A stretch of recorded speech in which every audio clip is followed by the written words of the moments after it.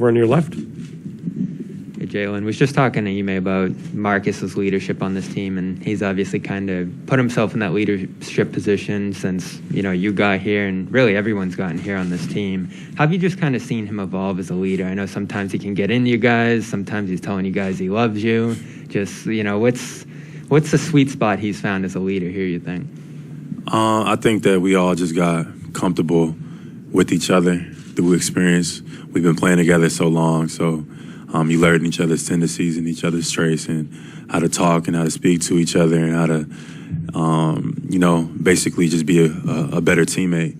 And I think that has been probably the biggest contribution because over time you learn, you make mistakes, you argue, you fuss, you fight. But once you've been together for so long with a group, with a core group, and you've been in the Celtics organization as long as Smart has been, you find different ways to be an example, and I think that's what he's done. Tim, on this right. Hey, Jaylen, Tim Reynolds with the AP. It was as recently as the bubble season. There were only 7 black head coaches in the league, and Darvin's hiring makes it 15, which is the most ever at one time. I'm curious, everybody in the bubble from Adam Silver right on down the line said change was going to have to happen, and the league, the hiring has reflected some changes in some thinking or some evolutions in some thinking. I'm curious how much that matters to you and how much you think that matters to players as a collective. If you're asking me, I don't understand what took so long, to be honest. I think that, of course, now it's a great thing to see, and you see a lot of coaches that are getting the opportunity to flourish in these moments. Ime is a product of that. First-year head coach in the finals, which is I don't know how many times that's been done before. But just overall, I think that's just an example, and not just in the NBA, but in our society as a whole. Just opportunity is important, and a lot of times we look at things like that as more so. What's the words I'm looking for? There's things that systemically go on that keep people out of positions that may go unnoticed, like opportunities, et cetera, but those make the biggest differences in the world.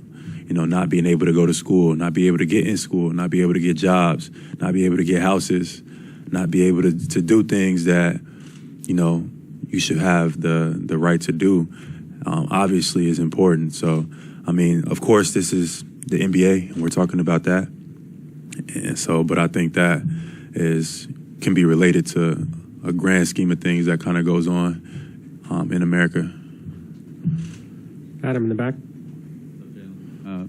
I think you were in high school when these guys made the finals for the first time. What stood out to you, watching? You see a group of guys in their 20s like you are now with this team, making that run and then sustaining it over all these years. What kind of stuck out to you? What kind of almost blueprint do you think that possibly could be for you guys?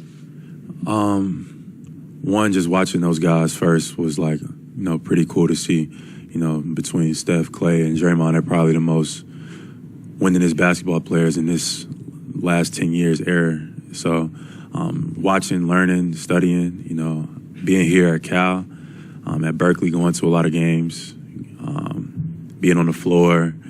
Nick Kerr was my teammate, which was Steve Kerr's son. So long before I got to the NBA, or before I got to the NBA, I got to talk to those guys, et cetera. So coming into the league, just knowing that I wanted to be in that position, knowing I wanted to build, that type of locker room environment that, you can sustain winning. And luckily, we've able to find some recent success, being able to go to conference finals and finally being able to get over the hump and making it to the finals. So I'm excited about the future. Gary, on your left. Reports that you signed with Kanye West's company, and can you confirm that? And you don't do anything without seriously thinking about it. So what goes into that, and how does that help your brand? How does that help you overall? It's confirmed, and it was time. For me, like I said, anytime I'm making a life decision, I contemplate. I think about things deeply, and from what I want to do, the missions I want to get accomplished, it was the right decision. people have concerns or critiques about, et cetera. But in the world we live in, there's concerns and critiques about any and everything. I feel like this is a good moment for me in my particular life, and I'm excited to build and create and do things that I've always imagined I wanted to do on the court and off. So I think it's a beautiful collaboration, and I'm excited. Jeff in the middle. Jeff Zilgate, USA Today. Jaylen, the other night, Jason referenced how people had mentioned that maybe it was a good idea to split, Jaylen and Jason and maybe trade one of them. And Jason had mentioned that instead of fracturing, you guys became closer. I wanted to know how that happened and what about both of your personalities allowed it to happen? To be honest, I'm not really sure. I think that we've been able to win in our career, before. Last year, obviously, things didn't work out, et cetera, for other reasons. But this year, I didn't feel like it was because of the way we played basketball. I just think that they didn't come together at the right time. Like early on in the season, I was injured. I missed about 15 games.